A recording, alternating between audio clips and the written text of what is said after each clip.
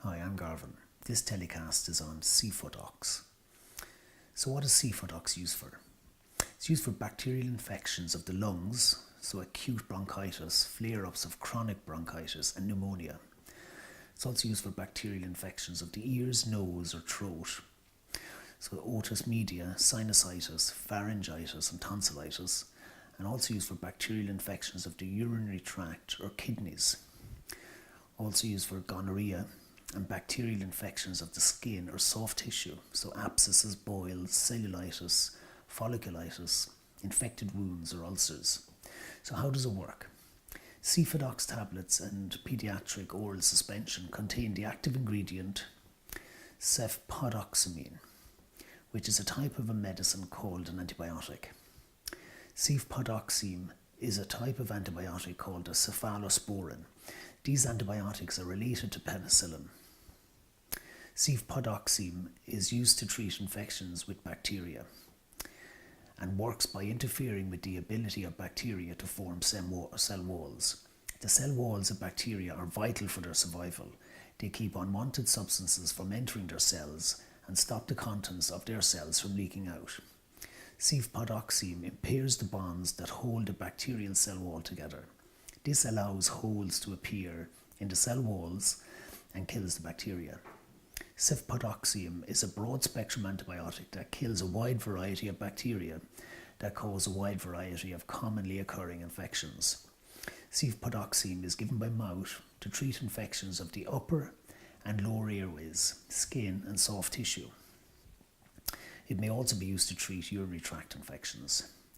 To make sure the bacteria causing an infection are susceptible to Cefpodoxime, your doctor may take a tissue sample, for example a swab from the throat or skin or urine, sputum or blood sample. So how do you take it? The dose of this medicine and how long it needs to be taken for depends on the type of infection you have, your age and your kidney function. So you follow the instructions given to you by your doctor. Cefpodoxime is usually taken twice a day, every 12 hours. Each dose should be taken with food. So Cefodox tablets should be swallowed with liquid, and the bottles of suspension should be shaken before measuring out a dose. Only use the measuring spoon provided with the medicine.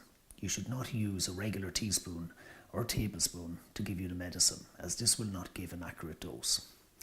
Unless your doctor tells you otherwise, it's important that you finish the prescribed course of this antibiotic medicine, even if you feel better or it seems the infection is cleared up.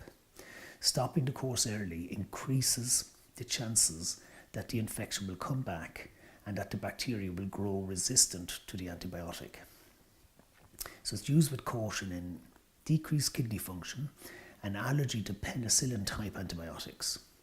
And it's not to be used in an allergy to other cephalosporin type antibiotics and babies under 15 days old, as the medicine has not been studied in this age group. Cefodox suspension is not suitable for people with rare hereditary problems of galactose intolerance, fructose intolerance, lactose deficiency, glucose galactose malabsorption, or sucrose isomaltose insufficiency. And the suspension contains aspartame and is not suitable for people with an inherited disorder of protein metabolism called phenylketonuria. Cefodox tablets contain lactose and are not suitable for people with rare hereditary problems of galactose intolerance, lactose deficiency, or glucose galactose malabsorption. This medicine should not be used if you're allergic to one or any of its ingredients. So please inform your doctor or pharmacist if you have previously experienced such an allergy. If you feel you have experienced an allergic reaction, stop using this medicine and inform your doctor or pharmacist immediately.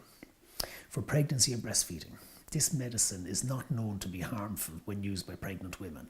However, as with all medicines, it should be used with caution during pregnancy and only when considered essential by your doctor, particularly during the first trimester.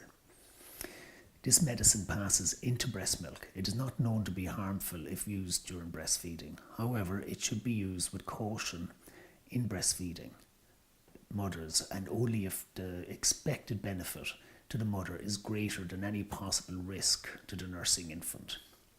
So the main side effects would be diarrhea, nausea, vomiting, abdominal pain, rash or hives, itching, headache, dizziness, sensation of ringing or other noise in the ears, which is tinnitus, pins and needles sensation, feeling weak, allergic reaction to one of the active ingredients, fever, joint pain, inflammation of the large intestine or colitis, severe allergic skin reactions, disturbances in the numbers of blood cells in the blood, and prolonged treatment with antibiotics can sometimes cause overgrowth of other organisms that are not susceptible to the antibiotic, for example fungi or yeast such as candida.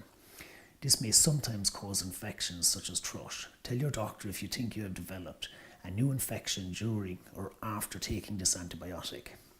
So how can this medicine affect other medicines? It is important to tell your doctor or pharmacist what medicines you are already taking, including those both without a prescription and herbal medicines, before you start treatment with this medicine.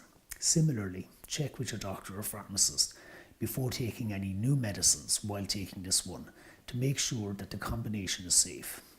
So antacids and H2 antagonists such as cimetidine, famotidine and ranitidine may reduce the absorption of Cefpodoxime from the gut and thus make it less effective at treating infection.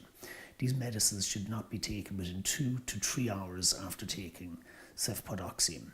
In the past, women using hormonal contraception, such as the pill or patch, would be advised to use an extra method of contraception while taking an antibiotic like this one, and for 7 days after finishing the course. However, this advice has now changed. You no longer need to use an extra method of contraception with the pill, patch or vaginal ring while you take a course of antibiotics. This change in advice comes because to date there is no evidence to prove that antibiotics other than rifampicin or rifabutin affect these contraceptives. This is the latest guidance from the Faculty of Sexual Reproductive Healthcare. So however, if you are taking the contraceptive pill and experience vomiting or diarrhea as a result of taking this antibiotic, you should follow the instructions for vomiting and diarrhea described in the leaflet provided with your pill.